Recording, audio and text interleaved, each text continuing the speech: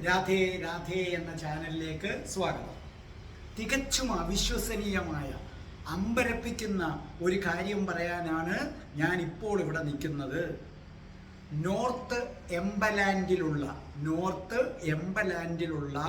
പുല്ലോക്ക് ദമ്പതികൾ, അതായത് പുല്ലോക്ക് ഹസ്ബൻഡിൻ്റെ പേര്, പിന്നെ അദ്ദേഹത്തിൻ്റെ വൈഫ്, ഇവർക്ക് 2 മക്കളുണ്ട്.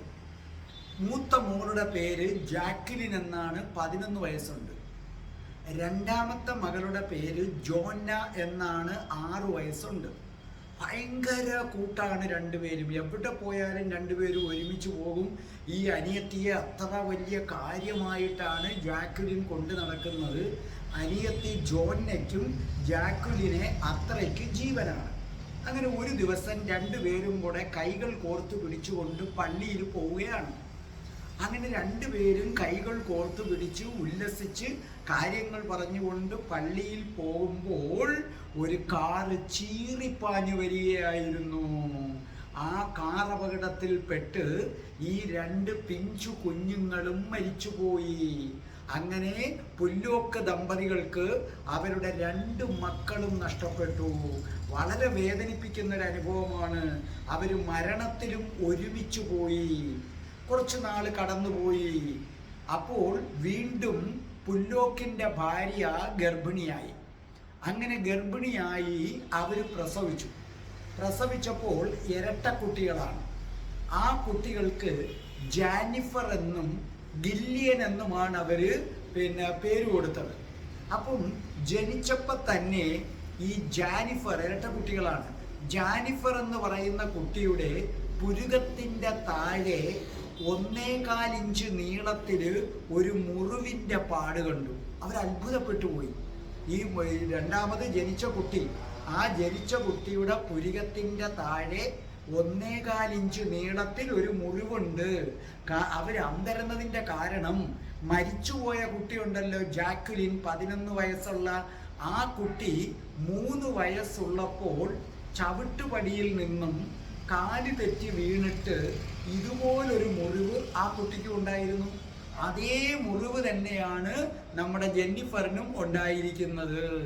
എന്ന് മാത്രവുമല്ല, ജാനിഫറിൻ്റെ ഇടത്തെ അരക്കെട്ടിൽ, അതായത് ഇപ്പം ജനിച്ച കുട്ടിയുടെ ഇടത്തെ അരക്കെട്ടിൽ വളരെ വ്യക്തമായ ഒരു കറുത്ത മറുവുണ്ട്.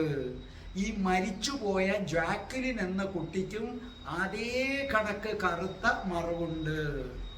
ഇവരുടെ സ്വഭാവത്തിനും വലിയ സാമ്യമുണ്ട്. ഈ മരിച്ചുപോയ കുട്ടിയുണ്ടല്ലോ ജാക്വിലിൻ, അത് തൻ്റെ നടുവിരലുകൾക്കിടയിൽ പേന അമർത്തിപ്പിടിച്ചെഴുതും. ഈ 2 നടുവിരലിൻ്റെ ഇടയിൽ പേന അമർത്തിപ്പിടിച്ചെഴുതും. ഈ ജാനിഫറും അതുപോലെ 2 വിരലുകളുടെ ഇടയിൽ ഈ പേന അമർത്തിപ്പിടിച്ച് എഴുതും.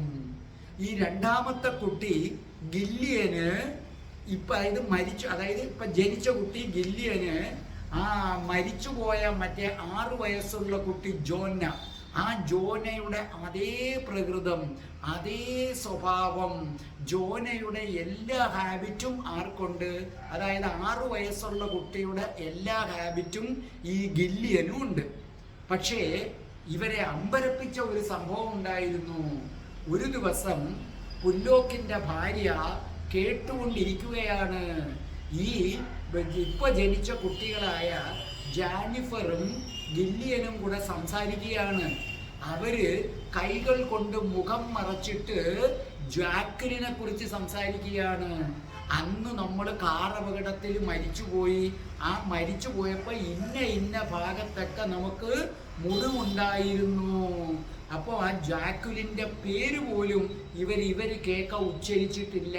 കുട്ടികളൊന്നും അറിയരുതെന്ന് വിചാരിച്ച് ഇവരമ്പരന്ന് പോയി. ഒരു ദിവസം പുല്ലോക്കിൻ്റെ ഭാര്യ നോക്കിയപ്പോൾ കാണാം, പഴയ കളിപ്പാട്ടങ്ങൾ വെച്ചിരുന്ന, മരിച്ചുപോയ കുട്ടികളുടെ കളിപ്പാട്ടങ്ങൾ വെച്ചിരുന്ന പെട്ടി തുറന്നെടുത്തിട്ട് അതിലെ ഓരോ പാവയും എടുത്ത് ഈ മരിച്ചുപോയ കുട്ടികൾ അതിന് ചെല്ലപ്പേരിട്ടിരുന്നു. ആ ചെല്ലപ്പേര് വിളിച്ചിട്ട് അവർ പാടിയിരുന്ന പാട്ടുണ്ട്. ആ പാട്ട് പാടി ഈ കുഞ്ഞുങ്ങളെ ഉറക്കുന്നത് കണ്ടിവർ അമ്പരന്നു പോയി. മറ്റൊരു ദിവസം പുല്ലോക്ക് എന്ത് ചെയ്തു? പഴയ വസ്ത്രങ്ങൾ വെച്ചിരുന്ന പെട്ടിയിൽ നിന്ന് ഒരു കോട്ടെടുത്തു.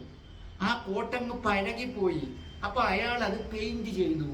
ഈ പെയിന്റ് ചെയ്യുന്നത് കണ്ടപ്പോൾ ഈ മൂത്ത പെൺകുട്ടി ഉണ്ടല്ലോ, അതായത് ഇളയ പെൺകുട്ടി ജോന്ന വന്നിട്ട് ചോദിച്ചു, ഡാഡി എന്തിനാണ് അമ്മ സ്കൂളിൽ വിളിക്കാൻ വരുമ്പോൾ ഇടുന്ന കോട്ടെടുത്തിടുന്നത്?